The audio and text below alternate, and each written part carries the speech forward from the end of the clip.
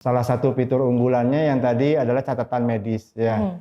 Catatan medis ini cukup penting pada pengguna yang sudah mengalami sakit jantung. Oke, catatan medis ya. Betul. Dan catatan medis cukup terlindungi oleh teknologi yang digunakan blockchain sehingga rahasianya terjamin.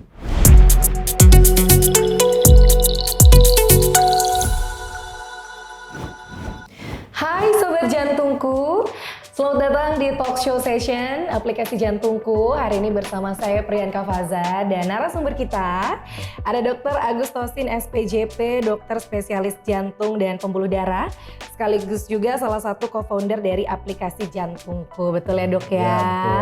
Apa kabar dokter? Baik. Sehat? Alhamdulillah.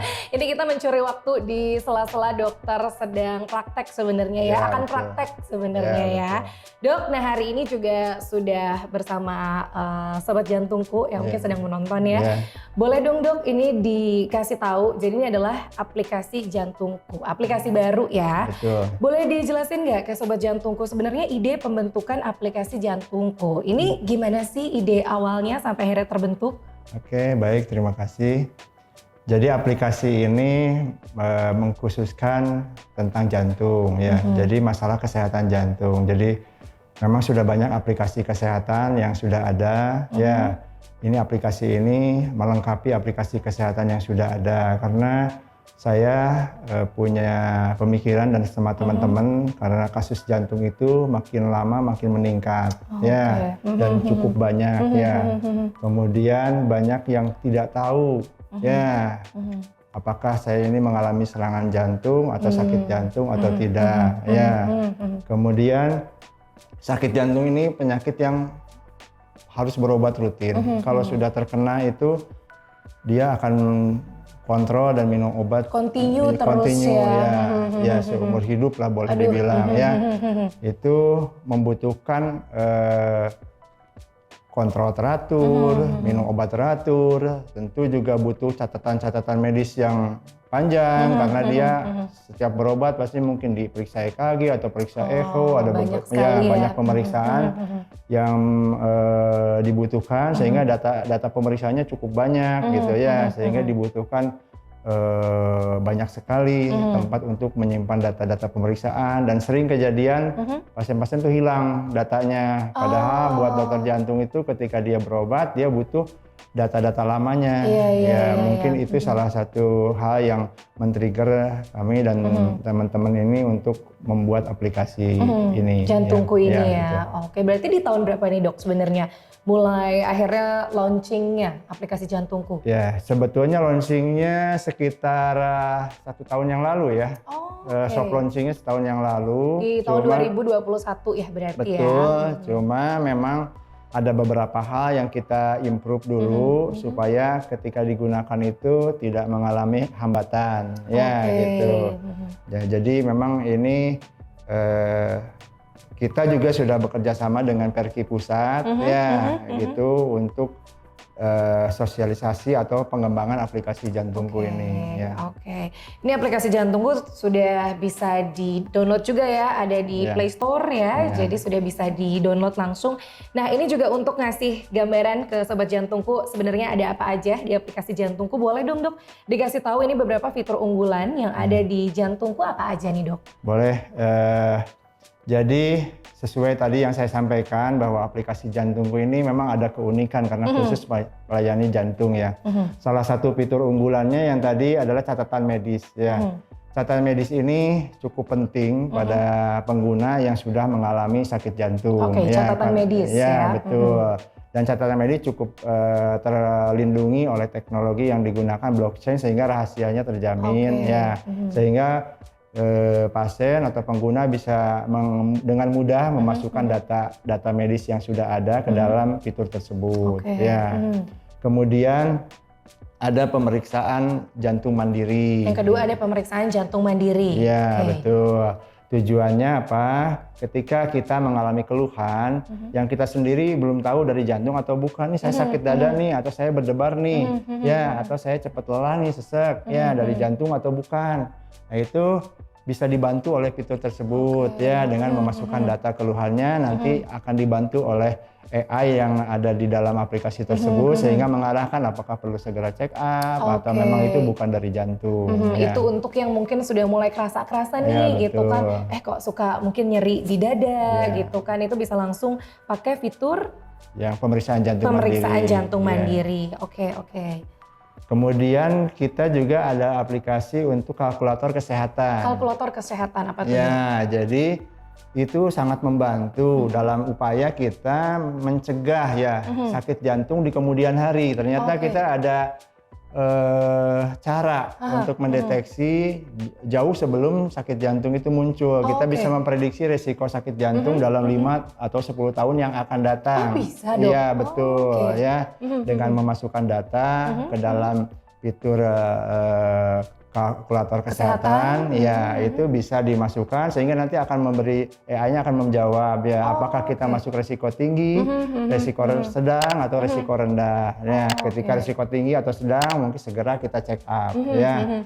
Itu sangat membantu buat pengguna yang belum mengalami sakit jantung ya sehingga bisa tercegah betul gitu. ya. Itu boleh tahu nggak sih dok data-data yang ada di fitur kalkulator kesehatan ya? Biasanya apa aja sih yang harus diinput? Yang diinput salah satunya umur, ya, jenis kelamin, ya, kemudian merokok atau tidak, ya, kadar kolesterolnya berapa, ya, tekanan darahnya berapa. Kalau tekanan darah tinggi misalnya dalam pengobatan atau tidak, ya, memasukkan data-data tersebut secara otomatis aplikasinya jawab tuh, ya. Oke, jadi nanti kalau sobat jantungku pakai fitur kalkulator kesehatan, ada beberapa yang harus diinput, nanti bisa didetek nih sama aplikasinya gitu. Ini kondisinya sebenarnya apakah berpotensi gitu ya dalam rentang waktu tertentu terkena serangan atau mungkin penyakit jantung atau tidak. Ini sangat membantu ya sebenarnya aplikasi fitur kalkulator kesehatan. Ya. Jadi buat orang-orang yang sehat, tidak sakit jantung, tetap aplikasi ini sangat berguna. Nah, betul. Sehingga bisa memprediksi jauh sebelum dia sakit. Nah, atau mungkin juga bisa digunakan misalnya nih kita ngelihat mungkin ada rekan kita atau orang tua kita ya. Ini dari pola hidupnya kayaknya perlu dicek deh. Kita bisa ya dok masukin data seseorang yang pengen kita cek juga bisa ya. Oke. Jadi kita bisa care kepada orang-orang sekitar kita sehingga bisa memberitahu orang tua kita tapi dengan data yang jelas gitu bukan nakut-nakutin. Nah, itu dia betul ya. Itu dia tadi fitur kalkulator kesehatan, salah satu fitur unggulan yang ada di aplikasi Jantungku ya. Terus dok ada fitur unggulan apa lagi dari aplikasi Jantungku? Ya, kemudian ada makanan dan kalori, ya itu juga cukup membantu ya. Kebanyakan kan sekarang problem adalah kegemukan atau kolesterol tinggi atau diabetes ya. Nah, sehingga fitur tersebut bisa membantu ya. Karena di situ kita bisa memantau 7 hari ke belakang makanan kita bisa direview sama kita sendiri. Jadi dalam fitur itu tuh kita input gitu kayak dalam 7 hari ke belakang apa aja sih makanan yang kita konsumsi. Apakah kita sudah sesuai target enggak? Yang disarankan oleh dokternya misalnya gitu. Itu sangat membantu juga karena banyak hal yang kejadian sakit jantung itu dimulai dari makanan. Nah, itu dia ya. Jajan ya kan. Sekarang kan habit kita ini terlalu manis, terlalu pedas, terlalu asin ya. Nah, ini bisa dibantu dimonitor sama aplikasi Jantungku ya. Ya, betul. Oke, di fitur makanan dan kalori. Betul, jadi dia sangat berguna juga untuk pencegahan. Betul. Ya, gitu. Dan ada lagi kah dok beberapa fitur yang mungkin ini juga sekaligus perkenalan untuk sobat Jantungku yang bisa sambil begitu di-download mungkin dilihat-lihat dulu, dibaca-baca dulu. Betul. Oke, ada pengingat obat, mungkin kalau pasien jantung kan minum obatnya tiap hari, ya. Kemudian ada banyak obat sehingga bisa diingatkan supaya nggak kelupaan, ya. Kemudian juga ada yang penting lagi adalah pertolongan pertama. Nah, ya, ini dok. itu penting, ya.